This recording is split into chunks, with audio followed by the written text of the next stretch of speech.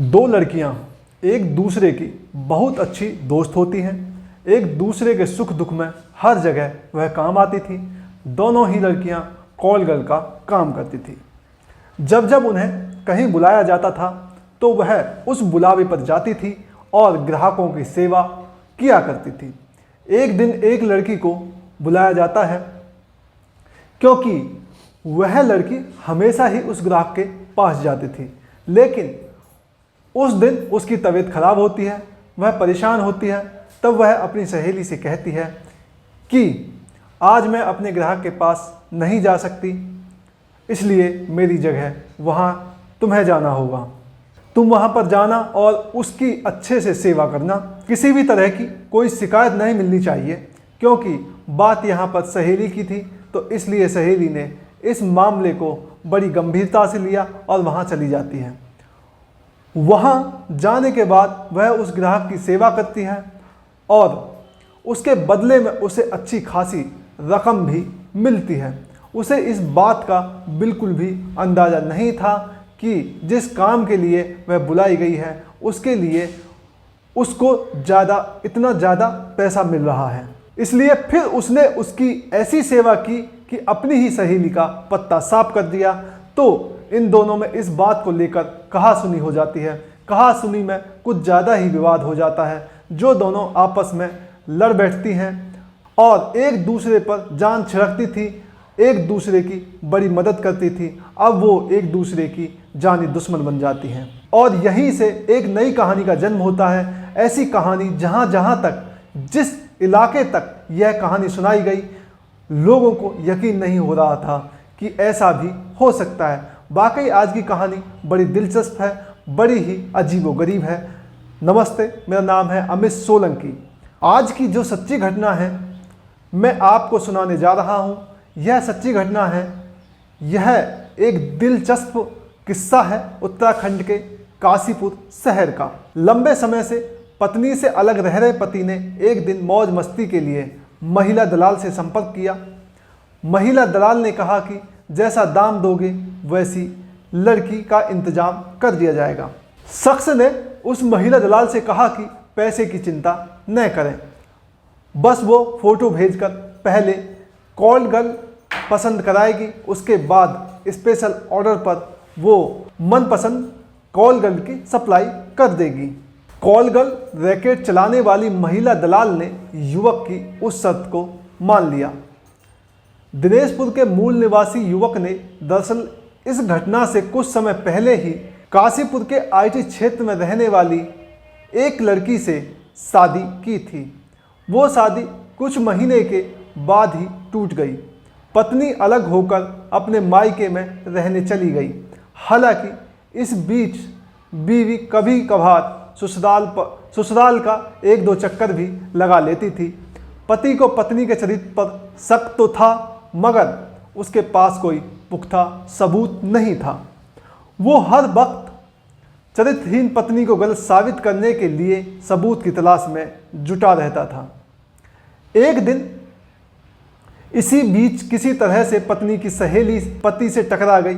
उसने पति को बताया कि तुम्हारी बीवी काशीपुर शहर में चलने वाले एक बड़े कॉल गर्ल रैकेट की मेंबर है। यह वही सहेली है जिसने उसे युवक के पास भेजा था और दोनों में जिस चीज को लेकर अनबन हो गई थी। सहेली कॉल गर्ल रैकेट से जुड़ी थी या नहीं, पीड़ित पति को इससे मतलब नहीं था। वो तो किसी भी तरह से पत्नी को रंगे हाथ में सबूत पकड़ना चाहता था। लिहाजा पत्नी की सहेली से मिली महत्वपूर्ण जानकारी ने पति को बेचैनी के आलम में ला दिया। वो हर वक्त यही सोच रहा था कि वो कौन सा दिन होगा जब उसकी पत्नी कॉल गर्ल के रूप में बुक होकर उसके सामने आएगी। तब पति उससे आगे पीछे के अपने उत्पीड़ना का हिसाब चुकता करेगा। लंबे सब्र के बाद एक वो दिन भी आ गया जब युवक की मान मुराद के बाद पत्नी की सहेली ने काशीपुर शहर में कॉल गर्ल रैकेट चलाने वाली उस महिला दलाल का संपर्क नंबर युवक को दे दिया। इस नसीहत के साथ ही कि पूरे मामले में कहीं भी कभी भी उसका कोई नाम उजागर नहीं होना चाहिए। समयपुर इलाके में रहने वाली महिला दलाल से पति ने संपर्क की साधा तो बात बनने में देर नहीं लगी।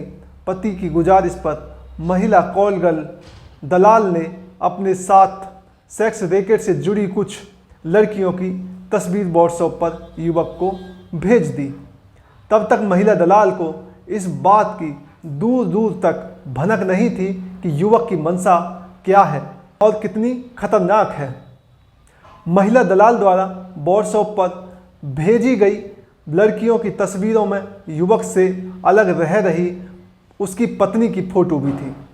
बस फिर क्या था, युवक ने अपनी पत्नी को ही कॉल गर्ल के रूप में महिला दलाल द्वारा मांगी गई उसकी कीमत का 50% एडवांस में अदा करके बुक कर दिया। महिला दलाल ने कहा कि 50% अमाउंट लड़की के ही हाथ में दे दे। पीड़ित युवक ने कॉल गर्ल के रूप में पत्नी को अपने किसी भी उस इलाके में नहीं बुलाया था जहां पूछने पर उसे किसी तरह का कोई शक हो सके या फिर पति के बुने हुए जाल में कहीं कोई बाधा पड़ सके। लिहाजा सौदा, स्थान और समय तय होने पर कभी बीवी रही लड़की युवक के बुलाए स्थान पर पहुंच गई। यहाँ तक तो कोई नई बात नहीं रही। मामला या कहिए माहौल खराब तब हुआ जब लड़की ने घर के अंदर पहुंचते ही उस कमरे का दरवाज़ा खोला जिसमें पहले से ही युवक के ग्राहक के रूप में इंतजार कर रहा उसका पति बैठा मिला। बस फिर क्या था, क्या हुआ होगा कोई भी आसानी से समझ सकता है। पहले तो मियाँ बीवी में मुँह जवानी, आरोप प्रत्यारोप का दौर चला। 5-10 मिनट के बाद ही माहौल इस कदर गर्म हो गया कि दोनों के बीच जूते चप्पल चलने लगे। मारपीट के उस दौर में पति पत्नी पर भारी पड़ गया। उसने पत्नी का सिर जब कमरे से दे मारा तो गंभीर चोट के चलते उसकी चीख निकल गई। किसी महिला की चीख सुनकर मकान के आसपास रहने वाले लोगों की भीड़ मौके पर इकट्ठा हो गई। तमाशीनों की भीड़ से दोनों ने बचने के लिए खुद को मियाँ बीवी बताया और मौके से सही सलामत भागने में कामयाब रहे। इस तमाम तमाशे के बाद भी मगर गुस्सा और बदले की आग मियाँ बीवी से एक दूसरे के दुश्मन बने दोनों के दिलों में धधक रही थी। सो बेमुश्किल वे 1 किलोमीटर दूर पहुंचते ही मियाँ बीवी सड़क पर दोबारा भिड़ गए। वहां भी तमाशीनों का मजमा लग गया। अंत में मामले को खुद ही दोनों पुलिस तक लेकर पहुंचे। वहां भी एक दूसरे ने पुलिस कर्मियों की मौजूदगी में मारपीट की। यहां तक कि पति से खार खाए बैठी पत्नी ने थाने में ही पति के कपड़े फाड़े, उसे अर्धनग्न अवस्था में ला दिया। पुलिस ने जब कहानी सुनी तो उसने भी माथा पीट लिया। लिहाजा थाना पुलिस ने लड़के के पास मौजूद व्हाट्सएप चैट के आधार पर उस महिला दलाल के अड्डे पर छापा मारा जिसके जरिए युवक ने पत्नी को कॉल गर्ल के रूप में बुक करके बुलाया था।